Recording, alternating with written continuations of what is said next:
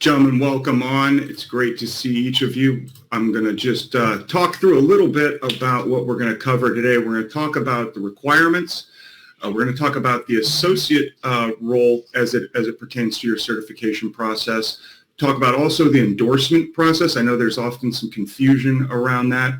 Then we'll cover off on the domains and then really where the resources are for you out there listening to get the best type of learning that you can and retain the material long enough to pass the examination. So with that, what I'd like to do, Kevin, why don't you open us up here? We'll talk about a little bit on why haven't you scheduled. And I've heard a couple of different paths on this. Some people say, I'm going to just plant a flag out there and say, I'm going to be ready because I'm going to take the test on this day. Other people wait to kind of schedule it till they feel more comfortable with the material. I know you've done a lot of instructing for people on these certifications, Kevin. So what do you see? Is it kind of split 50-50 like that, or are there other paths that people take, and what do you recommend?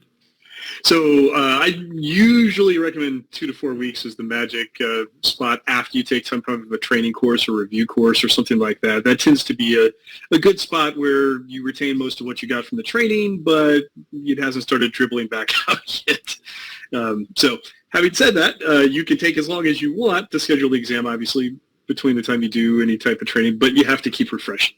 So that's the big thing. I remember when we chatted last time, you made a very clear distinction on the reviews, right? It's not, you don't want to go into these 5-day classes unprepared. You want to have already done some study. This is the way to kind of lock it in so it doesn't dribble out. Yeah, absolutely. It's a huge fire hose of information effect if you go into one of the 5-day review courses and you haven't done anything. So you're just getting hit in the face with a high-pressure water hose, essentially, with information, and you're not going to retain as much of it. If you've done at least cursory studying in all of the different domains and sections, you're going to pick up more. You're going to get more of the nuances during the more formalized training. Yeah.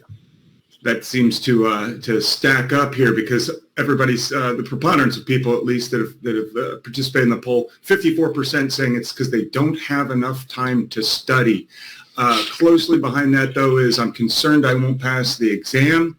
For those of you that have put other, which was 23%, do us a favor and put your actual reasons over in the questions area. We'd love to incorporate your thoughts and hopefully get some of those questions answered while we've got our panel here assembled. While we wait for those kind of things to trickle in, Kevin, why don't you walk us through kind of what the exam or what the certification is actually, where it maybe fits with some of the other certifications that people may be exploring or may already have. Absolutely. So it's complementary with other certifications. So there's a lot of overlap between the CCSP and, say, the CISSP.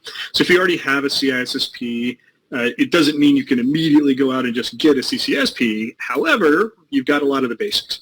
So you cover business continuity, disaster recovery in both. It's basically the same fundamentals in both. Obviously, you're going to talk about cloud strategies for doing it or the mechanics of it in cloud, whereas you wouldn't necessarily talk about that as much in the CISSP. So again, a lot of overlap with the other certifications. So that's useful, but it is a distinct certification. Now, one of the really nice things about the CCSP is it is vendor neutral. Now, one of the advantages of that is it gives you kind of that broad-brushed general perspective on things. And I tend to use perspective and a little bit of a spiel. People that work in different industries or doing different types of activities, they might use the cloud. So you could have an embedded systems engineer that's primarily working on embedded systems, but their embedded systems talk to a cloud service on the back end versus somebody on an e-commerce website. Now, they have very different experiences with the cloud. They're going to use different cloud technologies, different mechanisms for that. With the CCSP, somebody that's doing embedded systems can have an intelligent conversation with somebody that does e-commerce on the cloud using common terminology, common concepts, and they'll be able to exchange information in a useful way. It is not a certification for a particular cloud provider. That actually is a little bit of a challenge sometimes when you have somebody that is a true expert with a particular CSP or cloud service provider. They know how that provider does it. Now, way back in the day, I was my Microsoft certified systems engineer who went NT 4.0. I'll date myself a little. There's the right way, the wrong way, and the Microsoft way of doing it when you took those tests, right? In the case of the ISC squared exams, it's not the ISC squared way, it's the industry standard way or the more generic way, kind of the way that works with everybody. It's also not the Microsoft way or the Amazon way. So you have people that are working on different platforms that can kind of communicate a little bit better. It is really useful for that. Again, it's that big picture kind of view. And the overall experience sets can be fairly varied. So you have people that are doing risk management with the cloud versus people that are doing purely technical activities. That's where you get into things like legal compliance. That's obviously a specialized role in its own right. Very important, especially with the cloud. But you have people that are doing different activities or have different roles that are supporting the cloud that are going to be doing parts of what would be in the CCSP as part of their active role.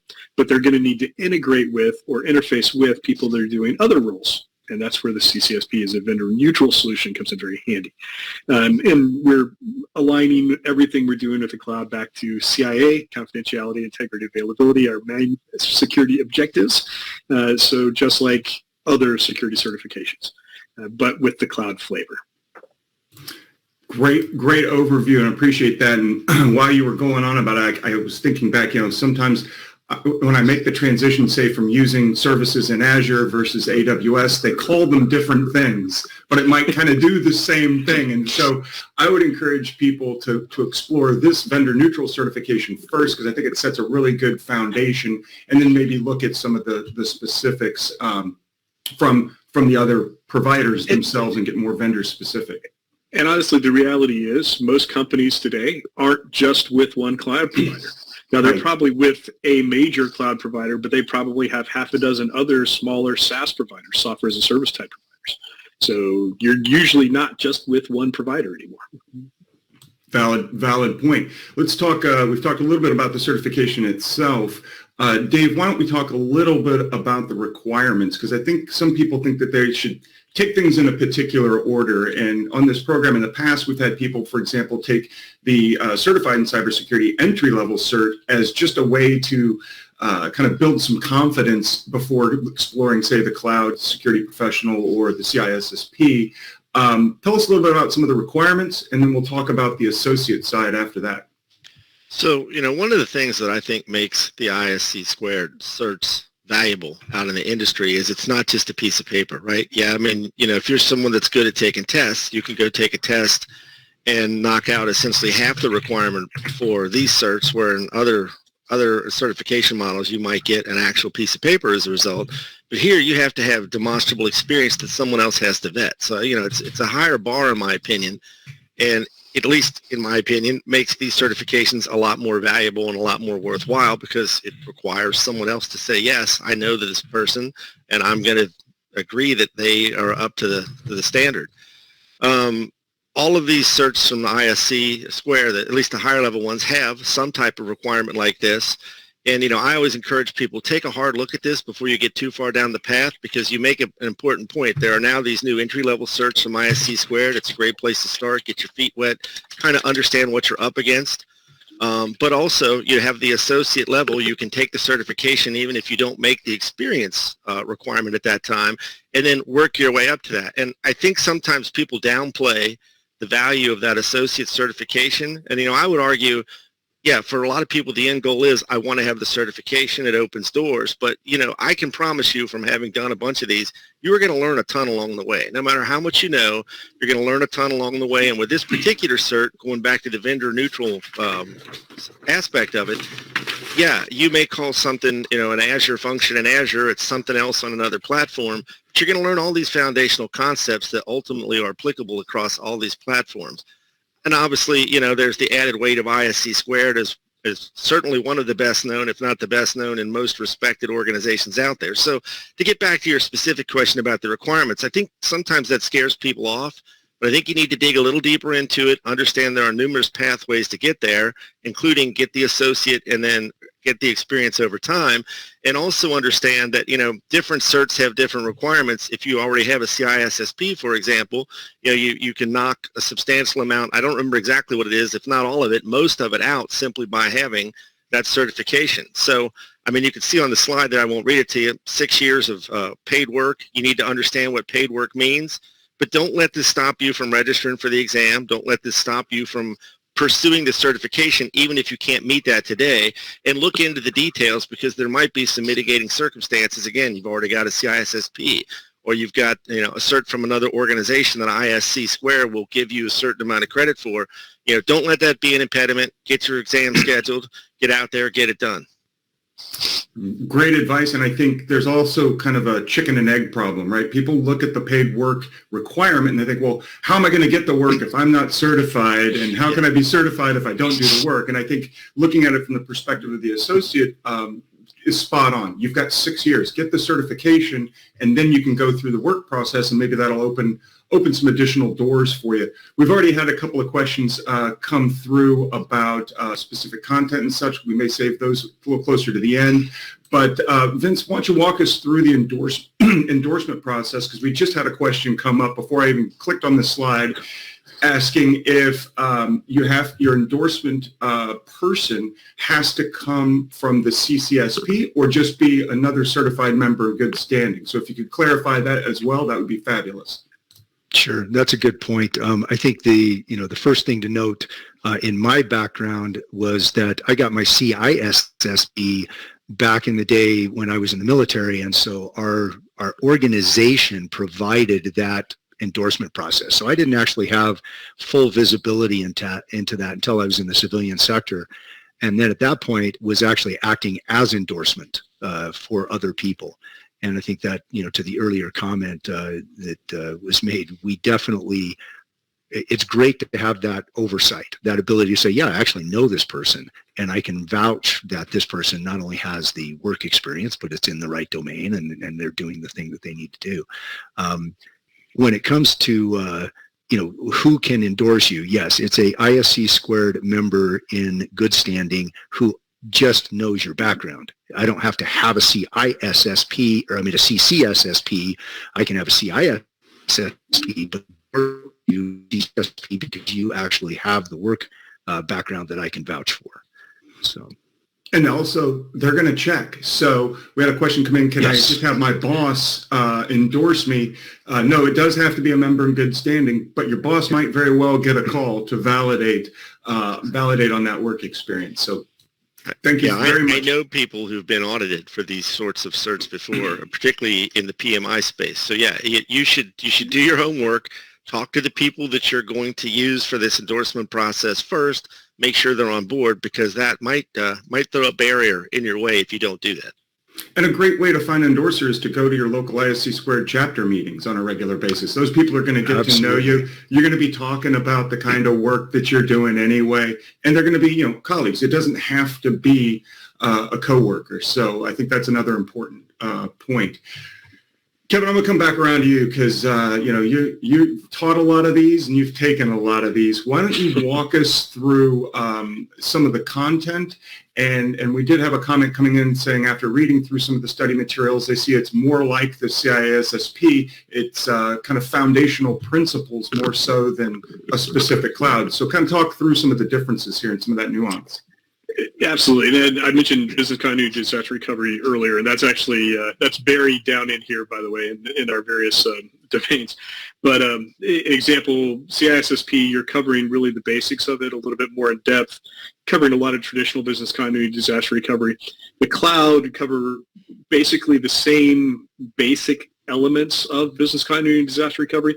Then we start adding things on like how you would use a cloud-based technology to do that. So basically using either cloud bursting or business continuity disaster recovery in the cloud through a variety of different techniques.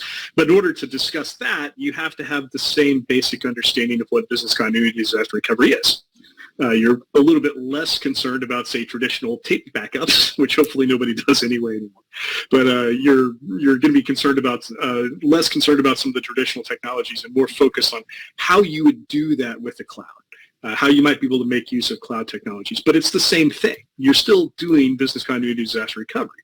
The concept is the same, the fundamentals are the same, but the mechanisms are going to be different. And I don't mean necessarily a particular cloud service, but a particular type of cloud service. that might exist in one way in Azure, another way under or AWS, or another way entirely under another cloud provider. It's the independence, if you will. So a lot of the domains have some technical information in them. So the exam outline is a great place to look at that. So I think that is part of the webinar links. Yep. But the excellent resource for finding out what a lot of the Nitnoid details are. So you have to understand a lot of the underlying technologies, underlying concepts for some things. There's a few I'll call out here. So part of the architecture, design, stuff like that, concept-wise. That's the big picture, generic, what a cloud is. The data security, that's everybody's favorite. That's the more technical one. That includes the magical mystery cryptographic section. Everybody's favorite right there. Again, cryptography, another one of those things. You're going to look at it a little bit differently than you do on, say, a CISSP, but it's still cryptography. You still have the same basic types of things, right? Infrastructure security, a little bit about how you secure the cloud infrastructure itself, which is interesting because the course or test covers not only the cloud consumer perspective, but the cloud provider perspective. So some of the perspectives in here are what the provider would do as far as the platform or infrastructure security would be as well. So it's not just the consumer perspective. Application security is obviously application design. This is like a mini, tiny CSSLP certification in domain form. So like very tiny one. But it overlaps very heavily with the CSSLP actually. So you get a lot of commonality in there. Security operations is security operations, so it's more or less the same thing as with the BCDR, right? It's how do you do security operations in the cloud? So you have different challenges with the cloud with regards to auditing, monitoring, logging, all of that fun stuff, as well as actually doing your operational tasks. So we cover a lot of the subtopics in there. And then after cryptography, everybody's next favorite is the entire domain of Domain 6, which is legal, risk, and compliance. It is the most fun, that is in the sarcasm font, of the entire thing. Obviously, you have to understand a lot of the legalities because you're dealing with a lot of different legal jurisdictions, which introduces some interesting risk problems and some compliance problems that are not necessarily unique to the cloud, but they are definitely very prevalent and much more likely to be prevalent in the cloud than in other cases. You know, I got to say that Domain 6 is my favorite, but then again, I've worked my whole career at the intersection of these three things, so it's kind of a favorite of mine. While we're on this topic, though, Kevin, we did have a question come in. Someone's already got their CC, they've got their CISSP, they're certified AWS Solutions Architect, and others. You know, you touch on the legal risk and compliance side of this, which seems like a great way to showcase that skill set if they want to move into kind of a compliance role. Would you agree? Yeah, absolutely.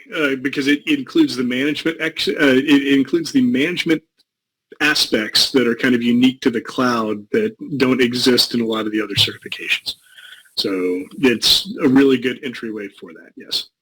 Outstanding. And we've had two questions on kind of the same thing going back to the endorsements, Vince, and I want to run these past you. If someone already has an ISC squared cert and they're a member in good standing and they go for, say, this one, the Certified Cloud Security Professional, do they need another endorsement to get the next certification? No, fortunately, because you already hold like a CISSP, you are effectively your own endorser in this case, whereas ISC Squared knows that you already have the background necessary to be validated against CISSP, so CCSP has the same level of requirement.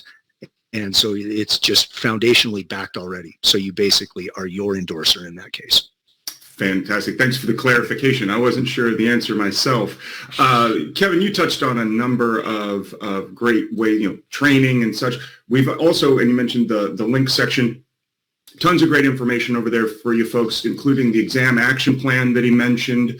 We also have the outline, which I think is a critical piece to understanding kind of the breakdown of what's in the domains, as well as a bunch of different training resources. Dave, why don't you walk us through kind of the self-study side, and I think this is perfectly timed because I had a question or a statement come in with regards to our poll, which said they want to take actual simulated exams, practice questions. They want to feel comfortable with kind of, I think, the language and the delivery of the questions. So that's a key area that I like to hit on because that's how I study.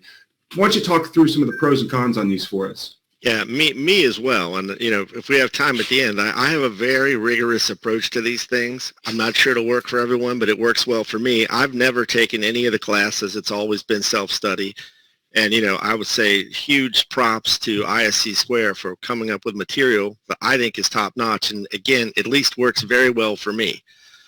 So you can see there's a variety of different options here. You've got the Common Book of Knowledge. There's a study guide. I highly recommend the study guide. I think it's excellent. And, you mentioned highlighting and so forth. Like generally, if I'm going to pursue one of these, I'll get the study guide and I'll go through it twice and then really read the whole thing twice. Practice tests, for me, I can't say enough about the practice tests. And again, I can explain my methodology later if you want, but the practice test, top-notch, because it not only helps drill the knowledge into your head, but it also gets you familiarized with the types of questions that you're going to experience when you take the test. I've also been fortunate enough to create some test questions for ISC Square along the way. And, I can tell you that process is very rigorous. There's a lot of work, a lot of effort, a lot of collaboration and coordination with the subject matter experts around the questions. So in my opinion, using the official ISC Square authorized practice tests, it's well worth the money and will go a long way towards helping you pass the exam the first time. I'm also a fan of flashcards, whether you use the flashcards that are sort of built into the foundational ISC Squared stuff, or you get something like Quizlet, because, you could go through the study guide, for example, find some areas you might think you have some weaknesses in, create your own flashcards. So there's a lot of flexibility around that.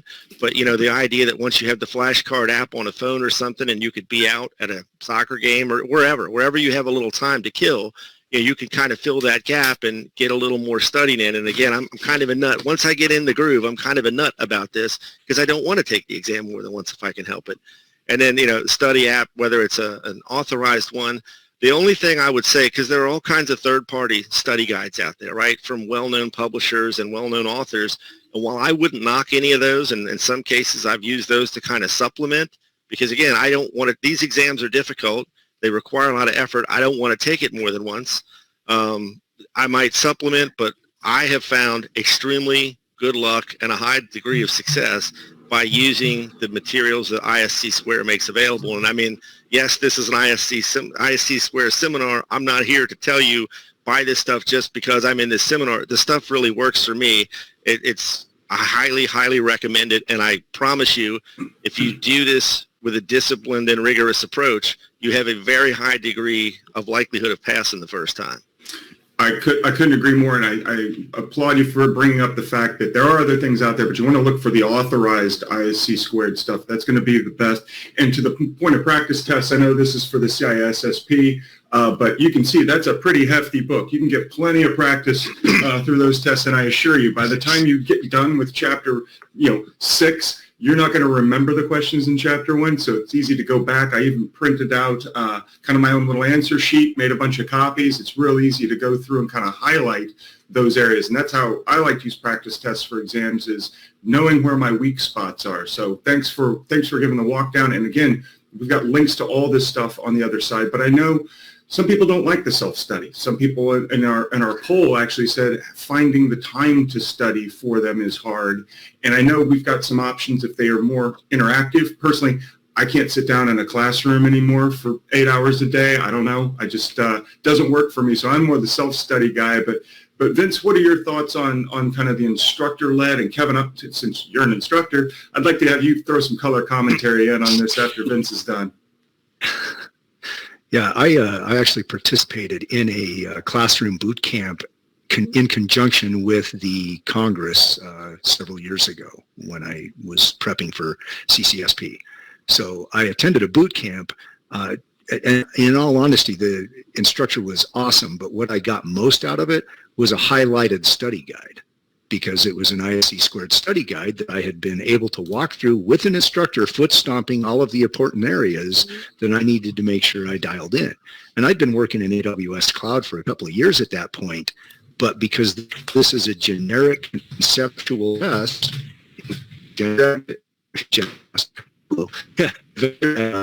I was able to really take that study guide and build myself a good method self-study. Really, the grant for me was the basis for study. I think we're losing your audio there, Vince. I'll go ahead and kick it over to you, Kevin, if you could talk about some of the benefits and pros and cons that you see here. As you said earlier, this is a review oriented. This is not going to take you from zero to hero. Yeah. So the online self-paced, the education guarantee is actually an interesting one. That's a new deal they have right now where you can basically get a second shot at the test if you want. You pay a little bit more up front. You get kind of insurance on that, which is nice. But then doing the self-paced at your own pace. But you have to be disciplined about it. Now, I think a couple of you all mentioned you don't usually sit through the courses. I actually didn't either for most of my certs. So I did self-study approach. One of the ways I did to manage my time on that was I went ahead and paid out of my own pocket. I didn't have an employer or anybody do it.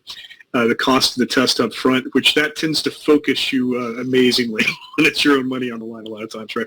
I'd pay for the test up front, and then that kind of motivated me. And I was locked in on a date. So then I knew when I had to have it done by, and that's pretty much it. That obviously has a little risk involved in it. I wouldn't necessarily recommend that for everybody, but that's one way of doing it. It focuses you, if you will. Online instructor-led comes in 8 and 1 week formats. So you can get it a couple nights a week for 2.5 hours or middle of the day, depending on the time you choose, spread out over 8 weeks. That has a disadvantage of you're not going to remember what you did week 1 and week 8 unless you go back and review it. So you have to continuously go back and review it. The 1 week is more or less just the 1 week type course, same fire hose type information. A lot of value in that if you're going to take the test fairly soon. However, the online versions do allow you to go back and look at the recordings. So it gives you a little bit more of a shelf life on that, assuming you're going to go back and re-watch the 8-hour recordings for each day for 5 days. So, Brad? Yeah. Sorry, Brandon, can you hear me now? Yes, sir. Okay. I apologize. The other audio was just not going to happen. So No, it's okay. And just by dropping the audio, your video is crisper and clearer now, too. Kevin, we had a question come in. I know you and I have talked about this on the program in the past. They said there seems to be the practice questions aren't the same things they're going to see on the actual exam. And that is actually by design. We're not giving you the practice test with the teacher's edition. Can you talk a little bit about what that nuance means for people on both the online and self-training? Yeah, so one of the other certs that I've done that's not ISC squared is the CISA, so CISA from ISACA, which is a good cert. It's a really good cert for auditing. ISC squared doesn't have one that's comparable to that. But I was able to go out to ISACA and basically buy their practice test question bank, and I would have sworn up and down as soon as I got done taking that test that every single test question that I saw in the real test for the CISA was in that question bank. You are not going to see that with any ISC squared test. It's the ISC squared stuff tends to be held in a little bit higher regard for most people because there is no easy button to hit. There are strategies that may work better for different people, but you can't just review only the questions and get all the questions you're possibly going to see in the real test. So there's the ABET accreditation for a lot of the ISC squared certs. They're very, very careful about keeping the test question bank, if you will, pristine and unknowable for basically anybody. So, yeah.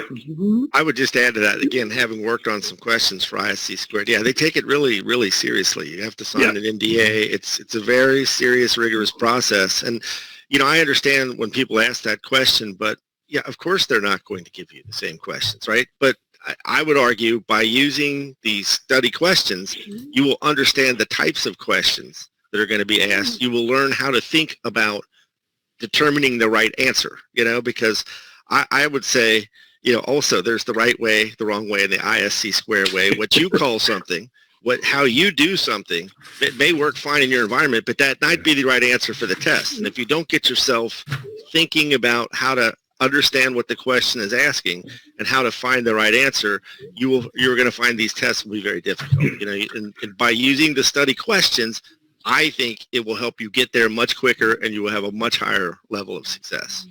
Yeah, I Back couldn't that agree. up 100%. Couldn't agree more with that on that, Dave. And just don't expect that the questions you see on the practice test will be the exact questions you get.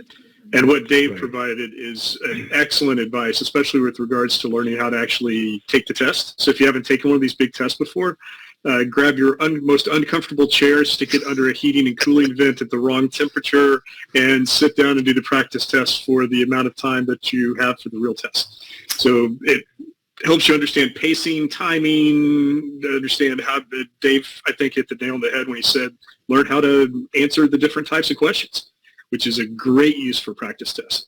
It's not necessarily going to be exactly like the real test, though. Yeah, right. Yeah, Dave's point is there's a difference in the question methodology sometimes. And unless you're used to the practice tests that do the same thing on the same concept, you may misinterpret the question. And those questions are really, really specific to the ISC squared answer, not to maybe what I've been doing in AWS or in Azure. You know. No, that's a very important point, and this freewheeling conversation is fantastic. So let's do this. Let's jump out, if we can, from slides so we can all see our bright, shining faces, and I'll make mine not so big so that we can share a little real estate here, gentlemen. Let's talk about what questions have come in from our audience, because I think we've got a lot of good insights that we can give people here. One individual says they've got 2 years of work experience coming out of a master's program. Are they able to actually take these exams, CISSP, CCSP?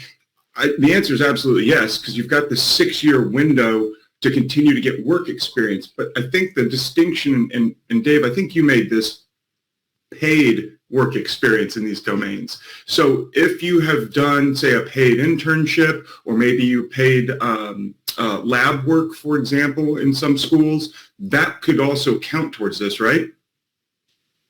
I think the answer is yes, but my advice always, Brandon, is unless you're talking to someone who is teaching the class actively and has looked at whatever the current requirements are, I would always advise that you go to the website for whatever cert you're looking at and read the most current requirements, because these things do change over time. And I believe you are correct, but I'd hate to give people bad advice here. And I've given bad advice before and then gone and looked like, well, I wish I wouldn't have said that, and told them to go look because I'm wrong.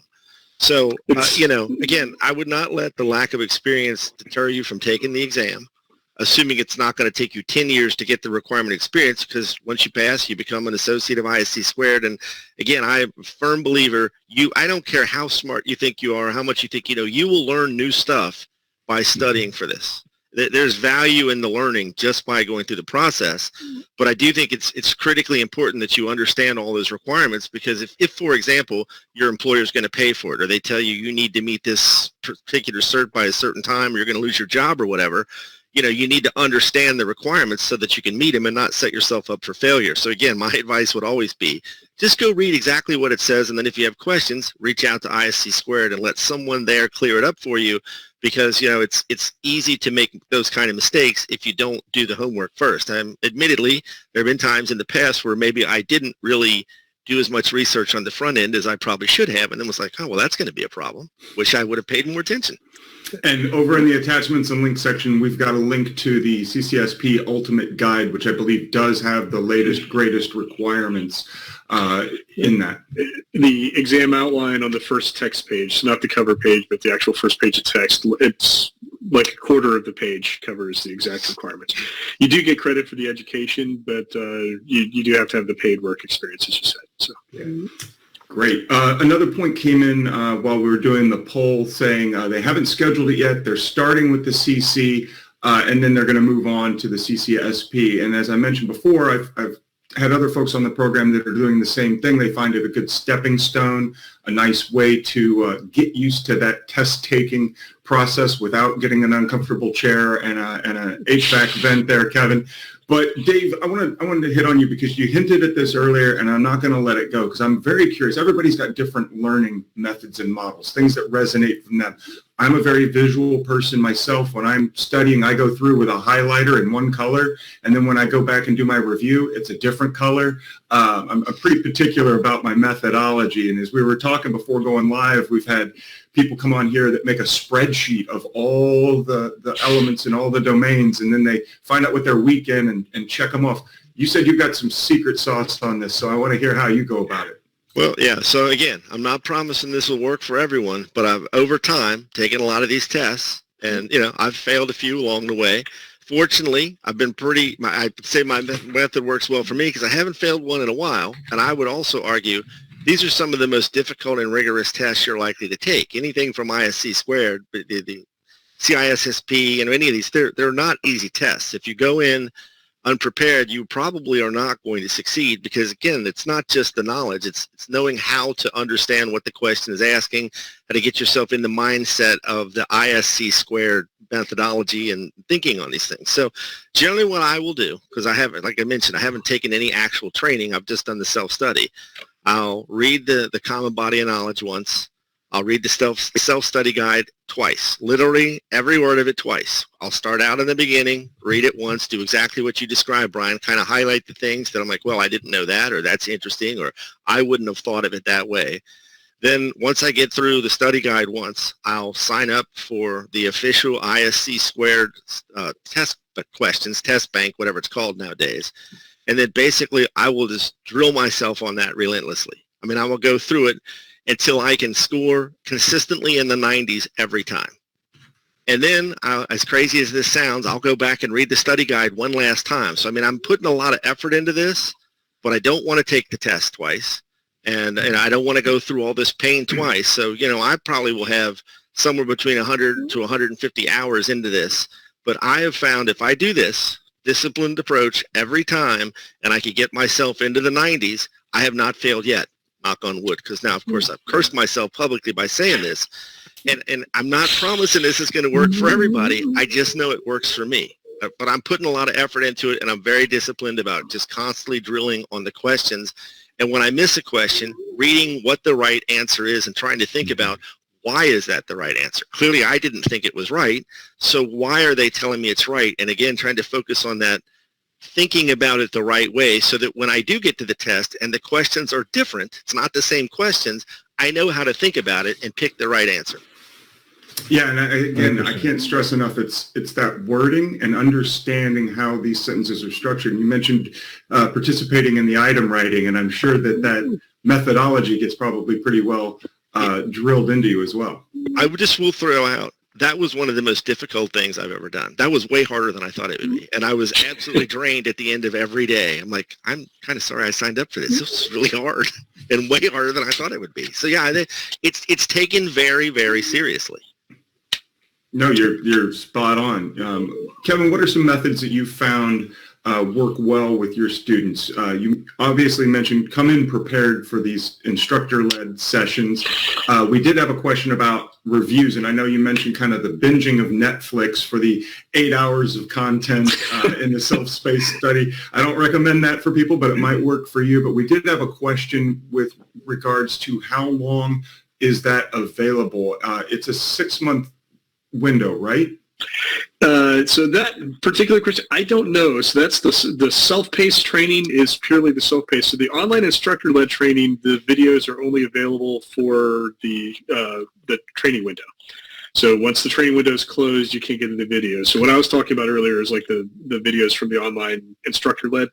As a pure self-paced, I think it's probably the same way, but I actually couldn't answer that with the. We'll get that one answered out of band for them. Yep.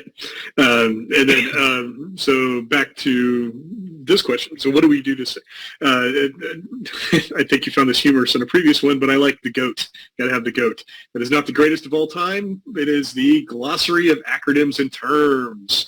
So for the cloud, especially if you're transitioning from another certification, so if you already have a CISSP or even a lower level security cert, knowing the cloud terms, good, correct, generic cloud terms will carry a whole lot of weight for the CCSP. It's not necessarily going to help you answer a whole lot of questions directly, but I guarantee you will not answer some questions correctly if you don't know the correct terms for the cloud.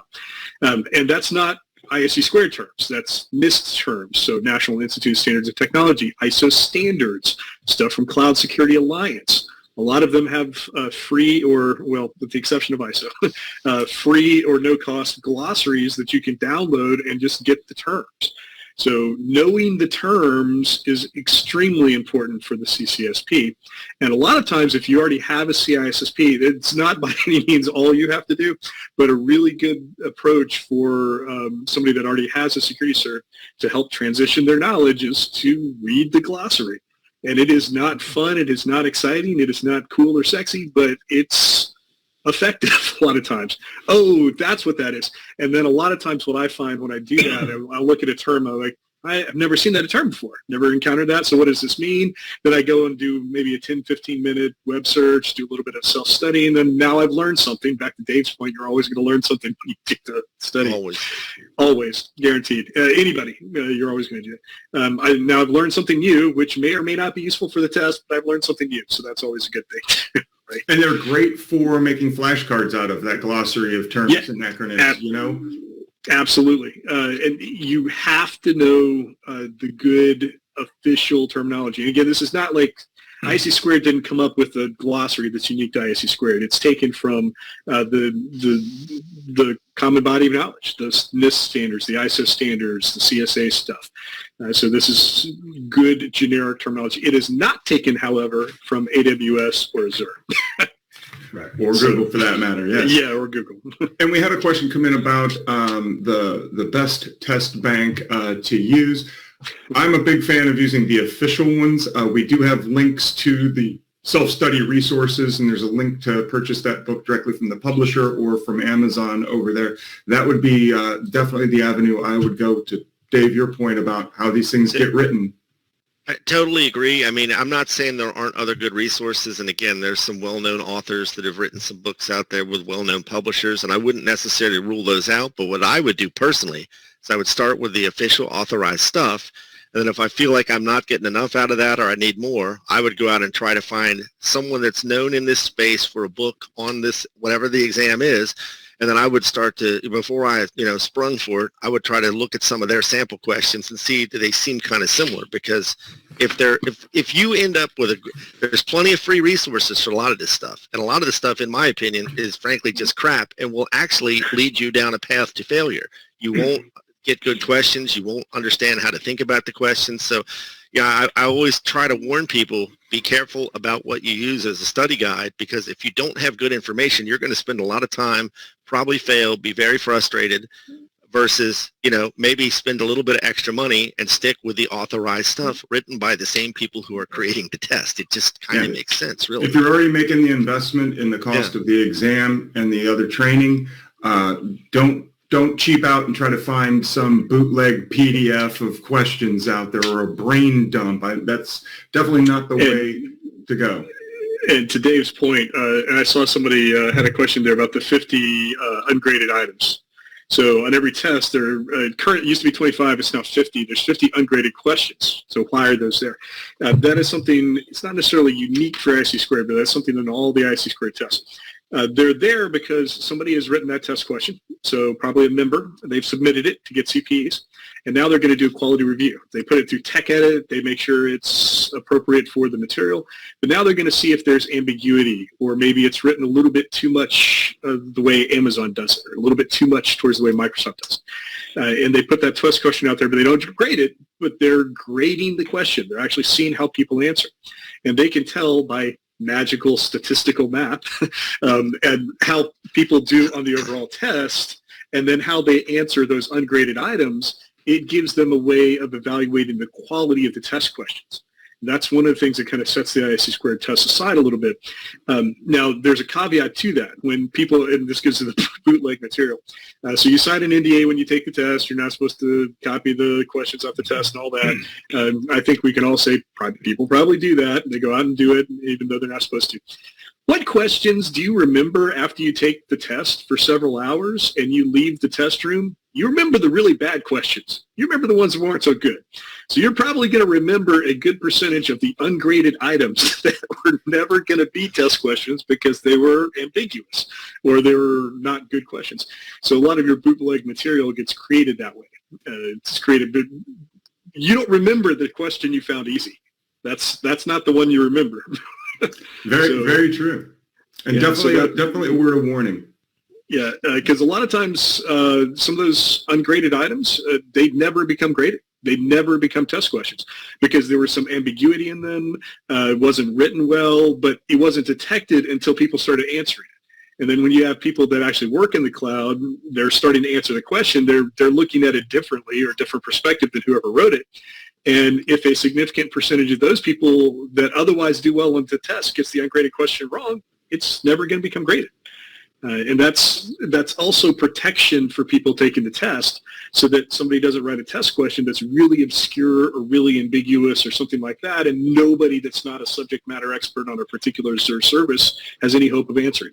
That question will never become a graded question on ISC Squared test, which is good. Yeah, that's the quality control, right? Yeah, it's the quality control. but staying on practice exams, there's practice questions at the end of the chapters in the official study guides as well. I always use those. If I find that I'm weak on a particular question, like I said earlier, I'm a big fan of highlighting as I go through the material. If I find weak spots, I'll change colors and go back and find the answers and highlight in different colors. My study materials look pretty colorful by the end of a certification process. But Vince, before we move on to kind of some of the next steps, I want to hear a little bit about your approach to studying yourself. What do you find works for you, and maybe some tips you'd like to maybe pass along for people to try? So my background was always computer-based training. The military was really big on that, so that's how we got all of our studying done. With that said, I totally echo all of the comments about going directly to the ISC Squared resources because they're all there, they're all great, and they are directly what you're being tested on.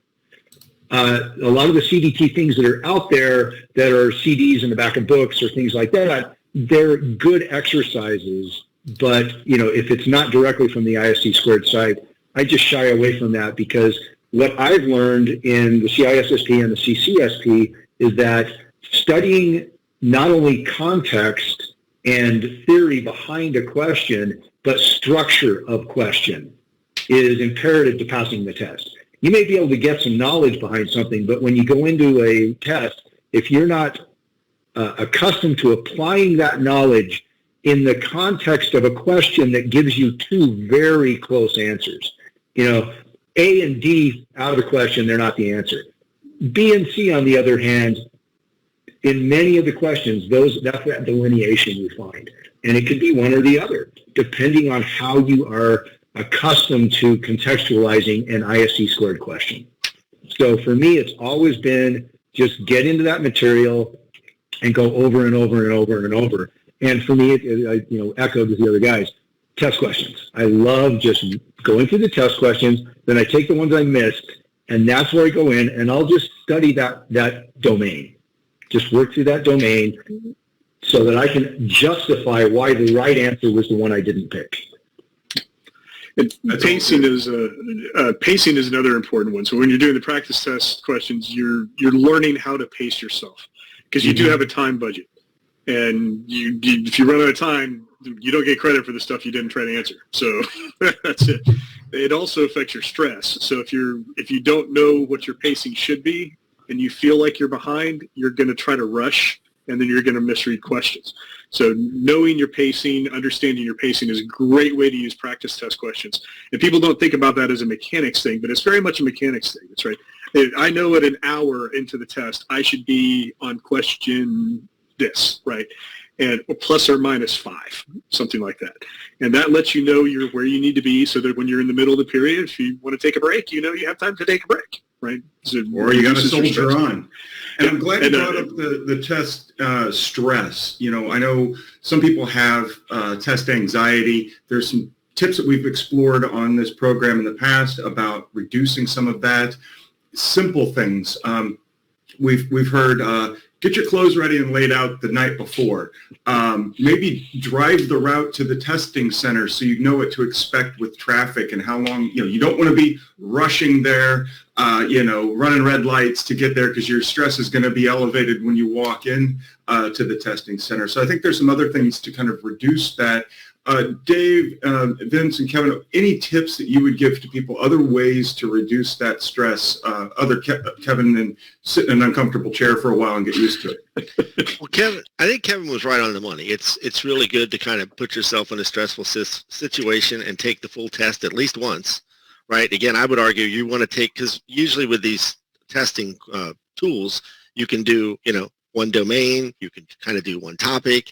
You don't have to sit through the whole 150 question test every time. So, I think it's really important that you do the whole 150 question. I would do it. My recommendation is multiple times until you're in the 90s, because that's what I do. But doing at least once or twice to understand the pacing, to kind of understand your stress level, get a feel for what it's going to be like. And, a lot of different organizations will now let you take these tests from home. I just recently took this exam, Kevin, from home, and it was extremely stressful because I ran into a bunch of technical problems at the last minute. And, they're very rigorous around, you have a certain window and you got to have this and you got to do that. And if you don't, whether you go in person and you get patted down and you get, your biometrics checked and all this stuff, or you do it from home, there's a high bar of things you're going to have to meet before they'll even let you start the exam. You should read, to Kevin's point, the exam outline and all the setup stuff for that. Understand that, and to the extent you can kind of practice whatever can be practiced beforehand, it will save you a lot of stress, because if you show up and you don't have a valid ID, guess what? You're done. You're done. And you're going to forfeit the fee, So understand everything that's going to be required the day of the test, whether you're taking it at a test center or at home. I won't do another one at home. I had so many problems, and it was so stressful by the time I started. I'm done. I'm going to. And ISC Squared doesn't allow for that anyway, so that's actually a very good thing. But wise advice. Well, let's. We just got a few more minutes left here, gentlemen. What are the next steps? As I mentioned a couple of times, we've got tons of self-study resources, links to, be it instructor-led, tools, flashcards, all kinds of stuff over in the attachments and links section, as well as the ultimate guide to the certification and that exam outline. But Vince, really, it comes down to setting a plan and executing, right? Absolutely. And, I'm one of those people that I will go get a bunch of information in my head, start studying, and then set that flag out there. So I don't necessarily set the flag prior to committing to learning, but once I'm in the process of learning, then I drop the flag and go study for it. And I'm in the midst of that for the CSSLP now. So I've dropped my flag and I'm running towards the cert. Well, when we have a conversation about that one, hopefully you will have passed, and you can come back and tell us how well that worked out for you and share your experience. Call me, Vince. That's one of my. It's not easy. Yeah, that's one of my favorite. It's one of my favorite ones to teach, actually, because it's sprinkling security and engineers. It's very 25 years of engineering, and I passed, but it was really hard. It was way harder than I anticipated. We'll get the powers that be at ISC Squared to bring you guys back to talk about that one.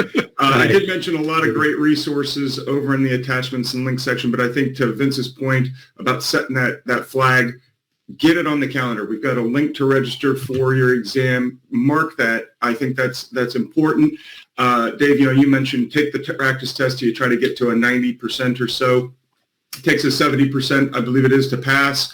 I know people that say, if I can get consistently 75, 80%, I know I'm good enough. Then they'll go ahead and schedule. Some people actually need that deadline, that sword hanging over their head to actually drive them to do this. And like we said, a number of people wrote in on the quiz saying they just don't have time to study.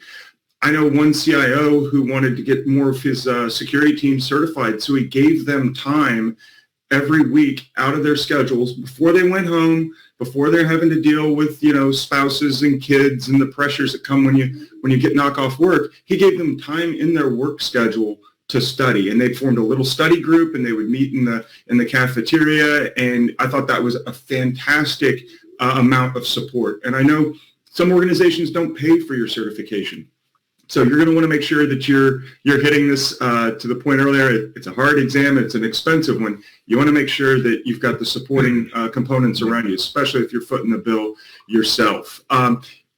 I'd like to also say that, gentlemen, it's been great having you on, as always, kind of sharing your experiences, what works for you, Kevin, what you've seen from your students and what works for them. And I think that's a fabulous shout to the community here that ISC Squared has built. The amount of sharing and help and mentorship is fantastic.